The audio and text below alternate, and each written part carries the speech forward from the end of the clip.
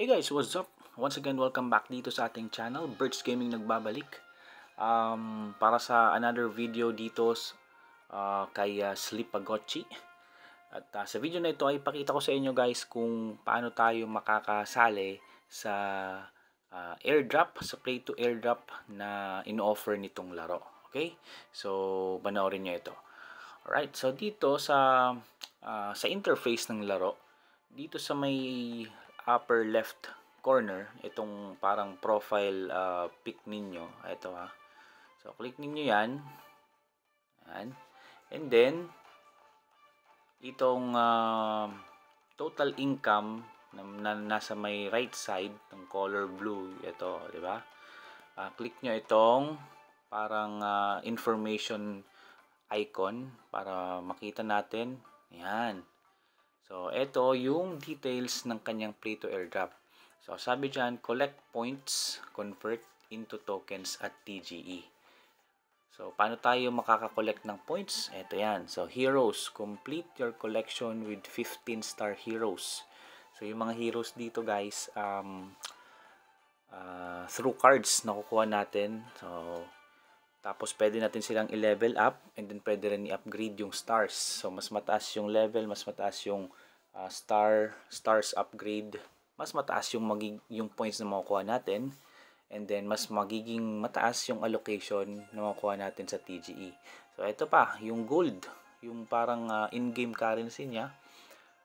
Sabi dito, your total gold income will be converted into points. So itong points nga na to, ito yung sinasabi natin na kailangan nating maipon para sa conversion niya into token at TGE. Okay? Sa leaderboards din, pwede tayo mag-compete yan sa various leaderboards. Higher rank equals more points. So sabi dito, earn points directly in-game by completing challenges, collecting daily rewards, and more. Those will be converted into tokens at TGE. So wala pa naman sinasabi kung anong token talaga, pero ito yung kailangan nating i-collect. Ito, itong points na to. So ngayon kung makikita ninyo, meron na tayong 496 dyan. Okay? And then etong gold naman na total natin accumulate, nasa 21k na pwede yan i-convert into points. Okay? So paano tayo makaka-earn ng points? So basically, kailangan natin ng mga cards or yung mga tinatawag natin na hero. So saan natin yan makukuha? Dito yun sa gacha. At the beginning of the game, meron tayong, ayan, merong free. Dito yan, tingnan niyo ha. So, meron tayong free. So, wala pa tayong ginagastos dito guys ha. Free to play pa tayo dito. Ayan. So, show all natin. Ayan, para makita niyo yung lahat. Yung pinakamababang ano niya, rarity is rare. And then, legendary. Yung pinakamataas. So, ngayon, makikita ninyo, meron ako dyang 10 na ganito na ang tawag dyan, sachet ba yan or whatever tawag dyan. May 10 tayo, pwede ko yan i-open ng sabay-sabay kasi hindi ko pa na-try. Ano po? So yung isang ganitong sachet or pouch, ang laman niya is 5 cards. So basically kung mag-open tayo ng 10, mga 50 yan. Okay? So para makakuha tayo, ito yung parang gallery natin. So may heroes, makikita natin dito. Ayan, so mas mataas yung kanilang level, mas mataas yung kanilang stars. Of course, mas mataas yung points na makukuha natin dito pag pinindot niyo yung play. Ayan, oh, di ba? May na-claim tayo. 400. So nasa ika-7 na tayong constellation. So parang level din siya, parang dungeon ba na matatawag. Ayan. So, tapusin natin to. Minsan kahit hindi pa tapos, ay mag-open na yung next na constellation. Ito hindi pa. Ayan. Tapusin natin to kasi ito, ang makukuha natin is yung points. Ayan o. Points dito. So, ilagay natin yung ating mga heroes. Autofill lang natin. And then, click on start. So, dito, 40 minutes yung hihintayin. So, hayaan nyo lang natin yan. So, parang ano to hindi mo kailangan tutukan yung larong ito. Ito yung maganda dito. Pakapindot mo yan, pwede ka nang mag-logout, close mo tong app.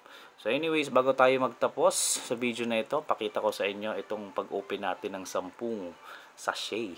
10 gacha. Tingnan natin ano makukuha natin. Sana swerte. Let's go. Here we go.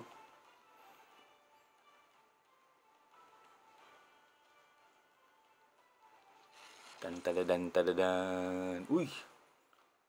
Parang dalawa lang legendary natin, guys. Ayan, makita nyo yung orange, di ba? Show all na agad natin. Dalawang orange lang yung nakita ko. Ayun. Si Koala. Tapos, sino pa ba? Sana merong... Nako, magkaiba. Wala pa ako nito parehas. Kasi kung wala pa, ibig sabihin, hindi natin ma-upgrade yung star nila. Kasi dito yan, pag may kaparehas siya, pwede nating ma-upgrade yung star. So, hanap tayo ng example. Ito, gaya nito. Ayan o, nakadalawa na. Ito, pwede natin itong gawing 3 stars na siya. Ayan o, di ba? Pwede pa nga natin gawing 4 ata. Ayan. Kaso rare lang nga ito eh. Rare lang siya. Rare lang siya, guys.